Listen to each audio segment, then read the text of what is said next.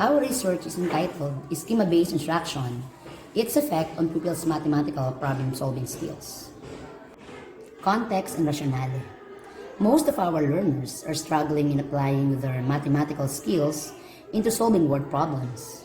Learners of this generation suffer from arithmophobia, or fear of numbers, that can affect their ability to perform basic computations in mathematics. If the learners have this difficulty, this might affect their performance in solving mathematical word problems. To address this common issue, we have to guide them on how to analyze the word problem by creating representation with the intent that the child will solve the mathematical word problem. The researchers adapted schema-based instruction, a strategy in improving mathematical problem-solving skills of young learners. Marshall 2012 stated that schema-based instruction is a method of teaching problem-solving that emphasizes both semantic structure of the problem and its mathematical structure. Based on the result of district diagnostic tests in mathematics for the school year 2019-2020, Carmen Elementary School got the average mean percentage score of 58.95, and grade 3 pupils got 50.30, which is ranked the lowest among 6th grade levels. The researchers tried to address the common problems encountered by young learners, specifically in the field of mathematics. This has led the researchers to conduct this study. This study explored the effects of schema-based instruction in improving problem-solving skills of grade 3 pupils at Carmen Elementary School, District of Silang, Division of Cavite as basis for action plan for the school year 2019-2020. Research questions. Specifically, this research sought answers to the following questions. What are the mean scores in solving mathematical word problems of grade 3 pupils before the schema-based instruction was applied? What are the mean scores in solving mathematical word problems of grade 3 pupils after the schema-based instruction was applied? How significant is the difference between the pre-test and post-test mean scores of grade 3 pupils?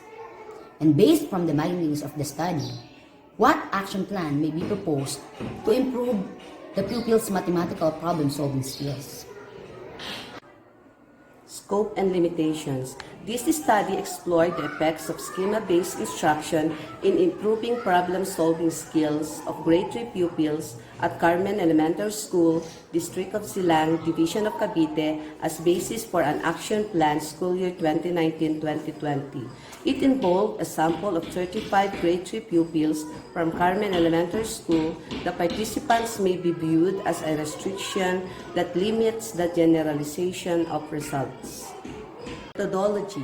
This study utilized quantitative research using pre-experimental or one-group pre-test and post-test designed to measure the improvement of pupils' mathematical problem-solving skills after they were exposed to schema-based instruction. Results and discussion. Research question number 1. What is the mean score in solving mathematical word problems of grade 3 pupils before the schema-based instruction was applied? The table reveals that in the pre-test, the highest score and lowest scores obtained by the participants are 9 and 2, respectively. The computed means is 5.31 or did not meet expectations with a standard deviation of 2.23. Research question number 2. What is the mean score in solving mathematical word problems of grade 3 pupils after the schema-based instruction was applied? The table reveals that in the post-test, the highest and lowest scores obtained by the participants of the study are 18 and 4 respectively. The computed mean is 13.03 or very satisfactory with a standard deviation of 4.00. Research question number 3. How significant is the difference between the pre-test and post-test mean scores of grade 3 pupils? As to the comparison between the pre-test and the post-test mean scores of the participant of study, data gathered show the computed key-value of 12.06 is higher than the critical value of 2.042 and 2.750 and 0.05 and 0.01 level of significance, respectively. With 33 degrees of freedom, the null hypothesis of significance is rejected. This means that there is a significant increase in the level of mathematical problem-solving skills of grade 3 pupils after the treatment. Research question number 4. Based from the finding of study, what action plan may be proposed to improve the pupils' mathematical problem solvings? Here is our proposed action plan. Conclusion. The level of pupils' mathematical problem-solving skills did not meet expectation before the schema-based instruction was applied. Pupils' mathematical problem-solving skills belong to very satisfactory level after the schema-based instruction was employed. There was a significant increase in the level of pupils' mathematical problem-solving skills after the schema-based instruction was utilized. Recommendation: utilize schema-based instruction to enhance pupil mathematical problem-solving skills.